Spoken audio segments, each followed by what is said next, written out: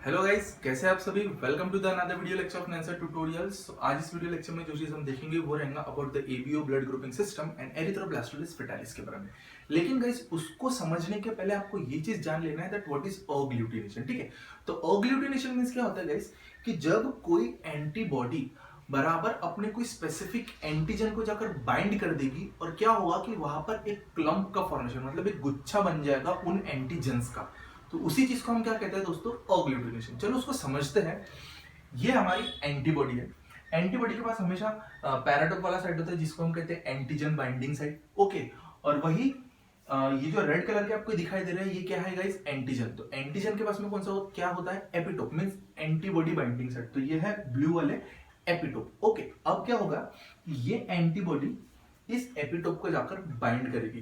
तो जैसे ही ये एंटीबॉडी इस एपिटोप को जाकर बाइंड करती है, ये जो एंटीजन आपके बॉडी में या आपके ब्लड स्ट्रीम में यहां वहां घूम रहे थे, ये एंटीबॉडी क्या करेगी, उनको पकड़कर उनका एक गुच्छा बना लेगी, उनका एक क्लंप बना लेगी। और उसी क्लंपिंग को हम क्या कहते हैं, अग्लूटिनेशन। ये अग्लूटिनेशन नाम क्यों आया है, क्योंकि यहाँ पर एंटीबॉडी मींस क्या होता है गाइस, अग्लूटिनिन। नीट वालों के लिए ये बहुत इंपॉर्टेंट ध्यान में रखना है that antibodies are known as agglutinin and antigen are known as agglutinogen. Okay, इस चीज को ध्यान में रखना। तो अग्लूटिनेशन मींस क्या होता है guys, when an antibody binds with its specific antigen and there is a formation of a clump means a guchha, a group, then it is known as agglutination. Okay, in case of antigen and antibody। लेकिन अगर वही agglutination blood में हो रहा है तो उसे हम क्या कहते हैं, hematoglutination। ओके, तो ये चीज को भी ध्यान में रखना है। अब आते हैं हम अपने टॉपिक ब्लड ग्रुपिंग सिस्टम। तो दोस्तों अभी देखते हैं about the blood grouping system के बारे में। तो मोस्टली हमें पता है that there are 4 major blood group which is A, B, A B and O. लेकिन यहाँ पर और भी बहुत से ब्लड ग्रुप्स होते हैं, जैसे Bombay blood group, P, MNS, okay, Duffy, फिर उसके बाद आरएच फैक्टर्स एक्सेट्रा। ये सारे ब्लड ग्रुप्स हैं। लेकिन हमें जो मेजर ब्लड ग्रुप्स पढ़ने हैं वो है A, B, O and A B. Okay, अब ये ब्लड ग्रुप्स को डिटरमाइन किस बेसिस पे किया जाता है दोस्तों, इन्हें डिटरमाइन किया जाता है on the basis of antigen and antibody. Antigen जो रहेगा वो प्रेजेंट रहेगा सरफेस ऑफ द आरबीसी पे, वही एंटीबॉडी जो प्रेजेंट रहता है वो रहता है प्लाज्मा में। ओके, अब एक चीज हमेशा ध्यान में रखनी है कि एंटीजन और एंटीबॉडी कभी भी सेम नहीं होते हैं। Here antigen and antibodies are never same, never same. Okay, ये चीज को आपको ध्यान में रखना है। अब ब्लड ग्रुप को डिस्कवर करने वाला कौन था, तो एक साइंटिस्ट था जिसका नाम था कार्ल लैंडस्टेनर। उसने डिस्कवर किया था blood group A, B and O. तो A B O blood group को डिस्कवर करने वाला कौन था दोस्तों, कार्ल लैंडस्टेनर। वही, और इसने ब्लड ग्रुप को डिस्कवर किया था इन ईयर 1900। और वही ब्लड ग्रुप ए बी को डिस्कवर करने वाला था इसी का स्टूडेंट, इसी के स्टूडेंट जिनका नाम था De Castello and स्टर्ली।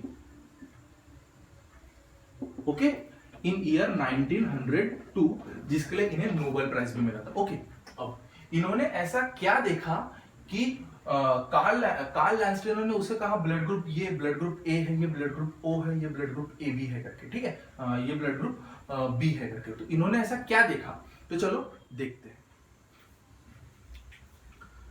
So guys, अभी देखते हैं ब्लड ग्रुपिंग कैसे की जाती है। ठीक है, अब सबसे पहला है गाइस ब्लड ग्रुप ए। तो इसका जो जीनोटाइप रहेगा वो क्या रहेगा गाइस, हमेशा आई ए और आई ए। और इस आई मतलब आई क्या है दोस्तों, I is a gene for the blood group and A are nothing but the alleles. आपने मल्टीपल एलेलीज में जरूर पढ़ा होगा इसके बारे में। ठीक है, तो मैं उसको भी यहाँ पर एक्सप्लेन नहीं करूंगा। अब उसके बाद एंटीजन कौन सा प्रेजेंट रहेगा गाइस ब्लड ग्रुप ए में, there will be always antigen A present in the blood group A. और एंटीबॉडी कौन सी रहेगी, एंटीबॉडी विल बी बी। अब एक चीज ध्यान में रखना है कि जब भी आप एंटीजन लिखोगे तो उसको कैपिटल लेटर से डिनोट करना है, और जब भी आप एंटीबॉडी लिखोगे तो उसको स्मॉल लेटर से डिनोट करना है। ठीक है, मैं एंटीजन का कलर रेड कर देता हूं। ठीक है, तो ये एंटीजन ए।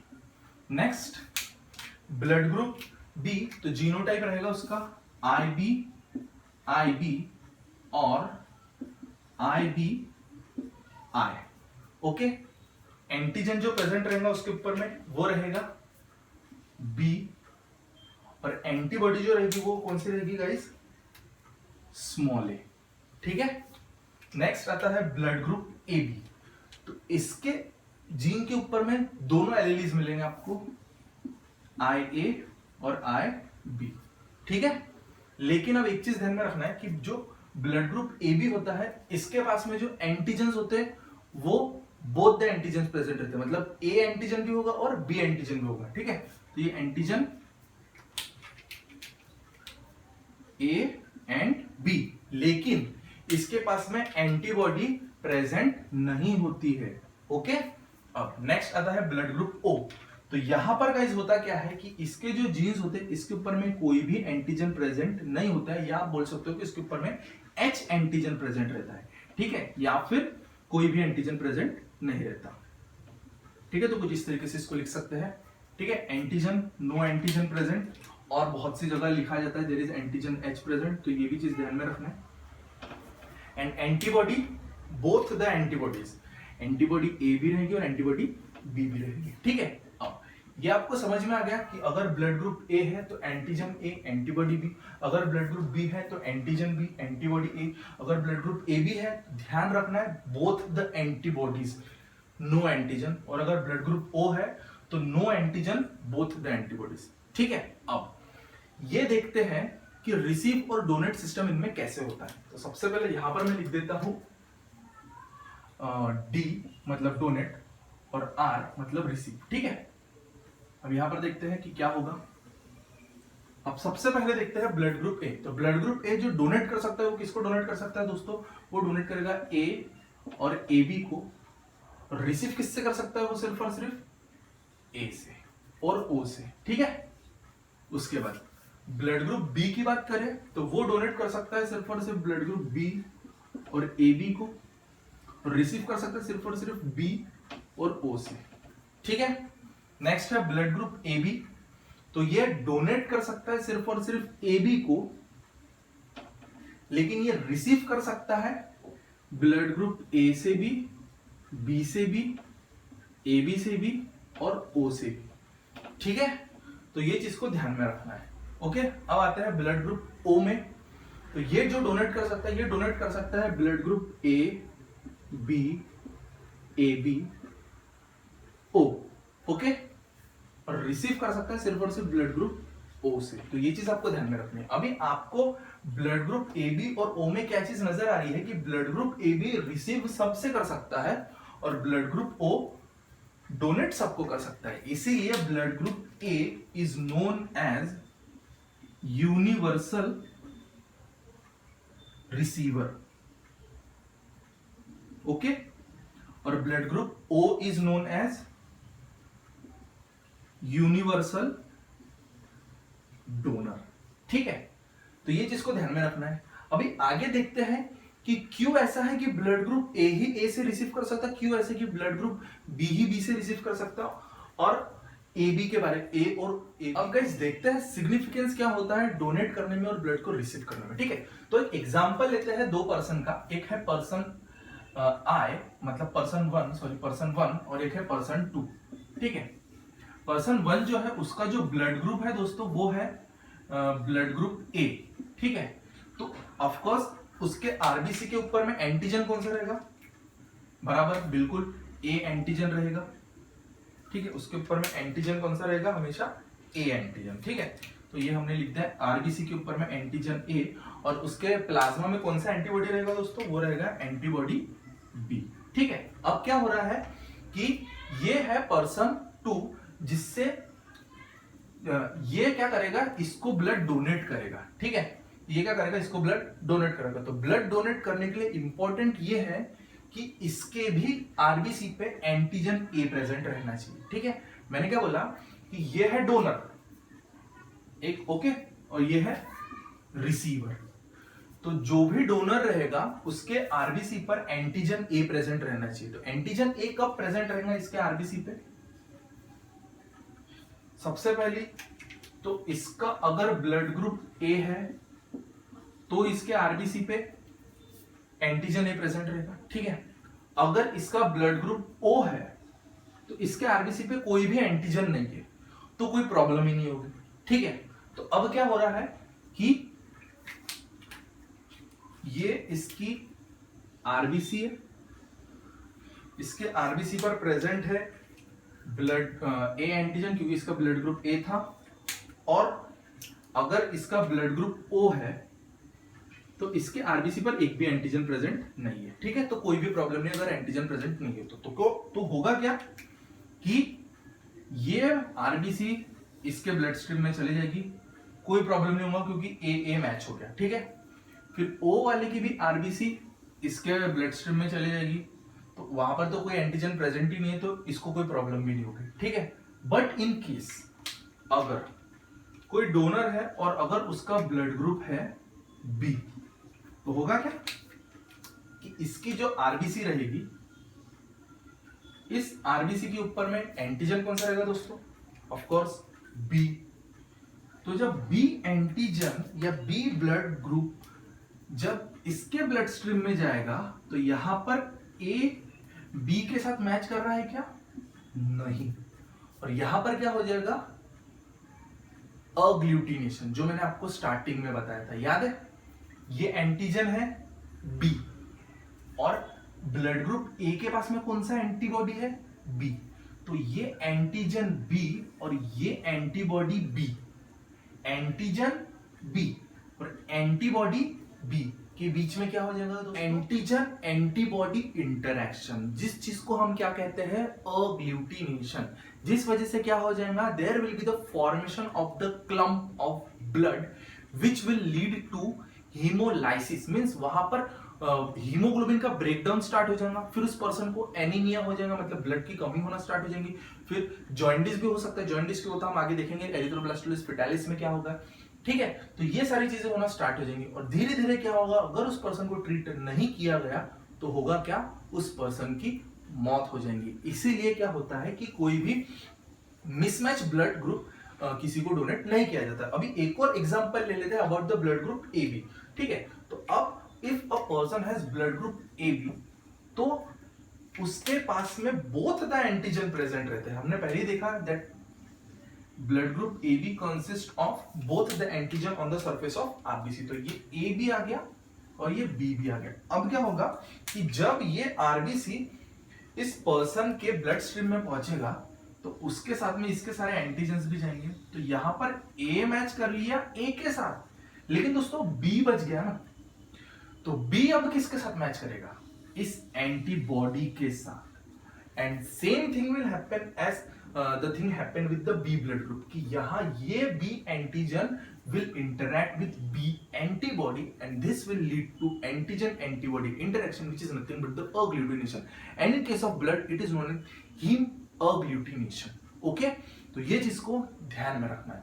तो यही था significance about the blood grouping system. Okay, अब देखते हैं दोस्तों about RH factor and erythroblastosis. तो गाइज अभी बात करते हैं about the RH factor. Now mostly what do you mean by this RH factor? RH factor means presence of antigen D on the surface of RBC is known as RH factor. Okay, अब ये अगर antigen D, मैंने क्या कहा? Antigen D अगर किसी के RBC के सरफेस पर प्रेजेंट होता है तो उसे आप कहोगे दोस्तों RH पॉजिटिव, और अगर ये प्रेजेंट नहीं होता है तो उसको आप कहोगे RH नेगेटिव। ठीक है, इतना समझ गया। लेकिन ये RH वर्ड आया कहां से? सबसे पहली चीज तो RH फैक्टर को डिस्कवर करने वाले साइंटिस्ट का नाम क्या था जिसने ABO ब्लड ग्रुप को डिस्कवर किया था? जल्दी बोलो, जल्दी बोलो। बराबर, कार्ल लैंडस्टेनर। ओके, एंड एक और साइंटिस्ट था जिसका नाम था विनर। ओके, इस चीज को ध्यान में रखना है। इन्होंने RH फैक्टर को डिस्कवर किया था on the surface of RBC of, ठीक है, surface of RBC of rhesus monkey. ठीक है, रेसस मंकी, इसीलिए इसका नाम बना RH फैक्टर। समझ में आया? सो एक और बार देखते क्या हुआ है कि RH फैक्टर मींस क्या होता है? That the presence of antigen D on the RBC surface. अगर किसी के RBC के सरफेस पर एंटीजन D प्रेजेंट है तो वो रहेगा RH पॉजिटिव, और अगर वो एब्सेंट है तो वो रहेगा RH नेगेटिव। RH फैक्टर को डिस्कवर करने वाले साइंटिस्ट का नाम था दोस्तों कार्ल लैंडस्टेनर एंड विनर, और इन्होंने इसको डिस्कवर किया था इन ईयर 1940। और किसके आरबीसी में डिस्कवर किया था इसने? It was on the RBC of rhesus monkey. ठीक है, इतना समझ में आ गया। अब देखते हैं कि ये RH फैक्टर कैसे अफेक्ट करता है, बिकॉज एरिथ्रोब्लास्टोसिस फेटालिस में RH फैक्टर ही सबसे इंपॉर्टेंट चीज को डिटरमाइन करता है। तो चलो, तो गाइस अभी बात करते हैं RH इनकम्पैटिबिलिटी और एरिथ्रोब्लास्टोसिस फेटालिस के बारे में। तो इन शॉर्ट अगर हम उसको देखें अभी फिलहाल के लिए एरिथ्रोब्लास्टोसिस फेटालिस स्टार्ट करने के पहले, तो हो रहा क्या है कि यहाँ पर है एक RH पॉजिटिव ब्लड और एक है RH negative blood. RH positive के पास में क्या है दोस्तों? एंटीजन डी प्रेजेंट है इसके पास, तो ये हो गया एंटीजन डी। अब होगा क्या कि अगर ये ब्लड इसके साथ मिक्स हो गया, ठीक है, अगर RH पॉजिटिव वाला ब्लड जिसके पास में एंटीजन डी है वो RH नेगेटिव के साथ मिक्स हो गया, तो होगा क्या कि ये एंटीजन, एंटीजन मींस जो बाहर से आया, ये एंटीजन जब यहां आ जाएगा तो इसका ब्लड ग्रुप क्या शो करेगा? इसके खिलाफ रिस्पॉन्स शो करना स्टार्ट कर देगा और क्या बनाएगा? RH नेगेटिव वाला ब्लड ग्रुप एंटीबॉडी बना लेगा। क्या बना लेगा? Antibody against antigen D. ठीक है, क्या हुआ है कि RH पॉजिटिव जिसके पास एंटीजन डी था, जब वो मिक्स हुआ RH नेगेटिव के साथ, तो RH नेगेटिव ने क्या किया? एंटीजन डी के खिलाफ एंटीबॉडीज बनाना स्टार्ट कर दिया। अब एंटीबॉडी बनाना जब वो स्टार्ट कर देता है तो होता क्या है, अब देखते हैं। तो अभी देखते हैं गाइस एरिथ्रोब्लास्टोसिस फेटालिस के बारे में। अब सबसे पहली चीज तो इस वर्ड को जान लो, एरिथ्रोब्लास्टोसिस मींस होता क्या है guys? Erythro means RBC, blastosis means destroy. So RBC हो जाता है destroy of the foetus, fetalis means foetus. Okay, तो ये चीज को ध्यान में रखना है। उसके बाद हीमोलाइटिक डिजीज ऑफ न्यूबॉर्न, इसका दूसरा नाम क्या होता है? Haemolytic disease of newborn, HDN। तो haemolytic, break the word, understand the meaning. Hemoglobin, lytic means breakdown, so breakdown of the hemoglobin of newborn, इसलिए इसका नाम होता है hemolytic disease of newborn। ठीक है, अब देखते हैं hemolytic disease of newborn या एरिथ्रोब्लास्टोसिस फेटालिस में होता क्या है कि जब मदर फर्स्ट टाइम प्रेग्नेंट होती है दोस्तों, तो होता क्या है कि अगर उसका जो फीटस है वो है guys RH positive and mother is RH negative. Okay, mother foetus is RH positive and mother is RH negative, और तो फीटस के आरबीसी के सरफेस के ऊपर में क्या रहेगा दोस्तों? Antigen D, of course. ठीक है, तो ये आरबीसी और उसके सरफेस के ऊपर में है ये एंटीजन डी। ठीक है, ये जो है ये है एम्बिलिकल कॉर्ड। ठीक है, ये है मदर और मदर के आरबीसी के ऊपर में एंटीजन डी एब्सेंट है। अब क्या होगा कि 9 मंथ्स, मतलब जब जेस्टेशन पीरियड स्टार्ट है 9 मंथ्स तक कुछ भी प्रॉब्लम नहीं होगी, कोई प्रॉब्लम नहीं होगी, लेकिन जैसे ही पार्चुरेशन का टाइम आ जाएगा, मतलब जैसे ही बच्चा बॉर्न हो जाएगा, तो होगा क्या कि इस एम्बिलिकल कॉर्ड को काटना पड़ेगा बच्चे से। इस एम्बिलिकल कॉर्ड को जैसे ही काटा जाएगा, इसके अंदर में जो ब्लड है वो ब्लड ट्रांसफर हो जाएगा, तो सम अमाउंट ऑफ ब्लड जो रहेगा वो ट्रांसफर हो जाएगा मदर के ब्लड स्ट्रीम में। ठीक है, वो मदर के ब्लड स्ट्रीम में आ जाएगा। सो बच्चे का जो आरबीसी था उसके ऊपर क्या था दोस्तों? एंटीजन डी, और वो एंटीजन डी अब कहां पहुंच गया है? मदर के ब्लड स्ट्रीम के अंदर। तो वो एंटीजन मदर की बॉडी पहचान लेंगी और उस एंटीजन के खिलाफ क्या बनेंगी अब दोस्तों? Antibody, because this was the foreign antigen और मदर के पास ऐसा कोई एंटीजन नहीं है। तो मदर का इम्यून सिस्टम क्या करेगा? इस एंटीजन के खिलाफ क्या बना लेगा? एंटीबॉडीज बना लेगा। तो अब मदर के इम्यून सिस्टम में एंटीजन डी के खिलाफ में क्या बन गई है? एंटीबॉडीज बन गई है, और वो मदर के इम्यून सिस्टम में लाइफ टाइम रहती है। बच्चे को कुछ नहीं रहेगा, बच्चा नॉर्मली बॉर्न हो जाएगा, वो पूरी तरह से तंदुरुस्त रहेगा। लेकिन अब क्या होगा जब मदर सेकेंड टाइम प्रेग्नेंट होगी? ठीक है, तो ये मदर सेकेंड टाइम प्रेग्नेंट हुई है, तो सेकेंड टाइम प्रेग्नेंट होने के बाद भी उस मदर के ब्लड स्ट्रीम के अंदर में एंटीबॉडी है अगेंस्ट द एंटीजन डी। ठीक है, इफ इन अ केस अगर बच्चा RH पॉजिटिव ही रहता है, मदर इज RH नेगेटिव, तो सेम चीज होगी।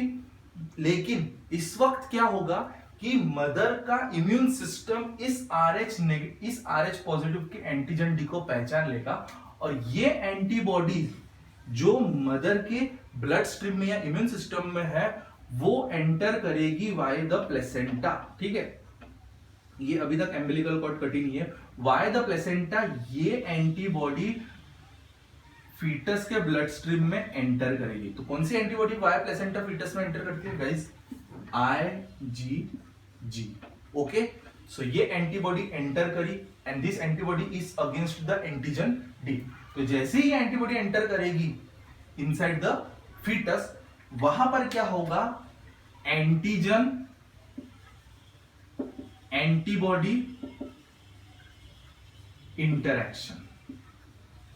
क्योंकि फीटस के ब्लड स्ट्रीम पर क्या है दोस्तों, ये फीटस का आरबीसी है, फीटस के आरबीसी पर क्या है, एंटीजन डी, और मदर के ब्लड स्ट्रीम में क्या है, antibody against this antigen D. तो होगा क्या कि ये एंटीबॉडी जाकर बाइंड कर लेंगे इस एंटीजन डी के साथ में, और वहां पर क्या हो जाएगा, antigen antibody interaction, which will lead to nothing but the, जो मैंने आपको फर्स्ट टॉपिक बताया था इस लेक्चर में, अग्लूटिनेशन। क्या हो जाएगा वहां पर, अग्लूटिनेशन, और इस आरबीसी के ऊपर में सारे एंटीबॉडीज आकर बाइंड करना स्टार्ट कर लेंगे, और होगा क्या यहाँ पर, agglutination, which will leads to nothing but the clumping of the blood, which is nothing but the hemagglutination। समझ में आ गया।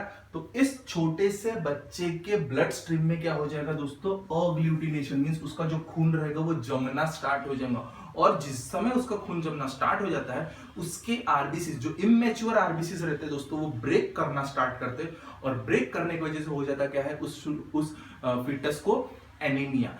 एनीमिया मतलब क्या, आरबीसी की कमी, हीमोग्लोबिन की कमी। वही दूसरी चीज, हीमोलाइटिक डिजीज ऑफ न्यूबॉर्न, मतलब वही आरबीसी के अंदर में जो प्रेजेंट हीमोग्लोबिन है वो ब्रेक करना स्टार्ट होता। और वेरी वेरी इंपॉर्टेंट पॉइंट ध्यान में रखना है कि जब हीमोग्लोबिन ब्रेक करता है तो होता क्या है, there is the release of a bile pigment known as biliverdin and bilirubin, which leads to nothing but the jaundice. तो इस छोटे से बच्चे को दोस्तों, इस छोटे से बच्चे को क्या हो जाता है, जॉइंटिस भी हो जाता है, एनीमिया भी हो जाता है, जिस वजह से होता क्या है, वो मर जाता है। लेकिन अब क्या हुआ है, यहां पर एक वैक्सीन बन गई है, उस वैक्सीन का नाम होता है गाइस रोगम। ओके, यहां पर RH दिखाया जाता है, which is vaccine for this RH factor. अब ये रोगम वैक्सीन क्या करता है ना, कि ये उसी मदर को लगाई जाती है जिसका फीटस जो होता है, जिसके फीटस का जो ब्लड होता है वो होता है RH पॉजिटिव, और मदर होती है RH नेगेटिव। तो उसी मदर को ये लगाया जाता है। तो ये वैक्सीन क्या करेगी, ये एंटीबॉडी अगेंस्ट एंटीजन डी बनने ही नहीं देती है। ठीक है, ये वैक्सीन क्या कर रही है, एक और बार ध्यान दो, मैंने क्या कहा, ये वैक्सीन क्या करेगी, ये antibody against the antigen D बनने ही नहीं देती। तो अगर एंटीबॉडीज बनेगी ही नहीं, तो जब मदर सेकेंड टाइम भी प्रेग्नेंट हो जाएगी तो होगा क्या, ये एंटीबॉडी रहेगी नहीं, तो ये एंटीबॉडी इस फीटस के अंदर जाएगी नहीं, इस फीटस के अंदर जाएगी नहीं, तो उसको ना एनीमिया होगा ना जॉइंटिस होगा, और सेकंड प्रेगनेंसी में भी वो सेम रहेगी। सेकंड प्रेगनेंसी में भी जो बच्चा रहेगा उसको कुछ भी प्रॉब्लम नहीं होगा। तो ये रोगन क्या करता है, it prevents the formation of the antibody against antigen D. तो यही था guys about the erythroblastosis fetalis. और एक और चीज ध्यान रखना है कि रोगन को इस तरह से भी लिखा जाता है RHIG, means immunoglobulin against RH factor. ठीक है, तो यही था गाइस अबाउट एरिथ्रोब्लास्टोसिस फिटालिस के बारे में। Thank you so much. Please like, subscribe and share my channel. And if you think that this video was very very informative for you, तो please comment box में comment जरूर करना।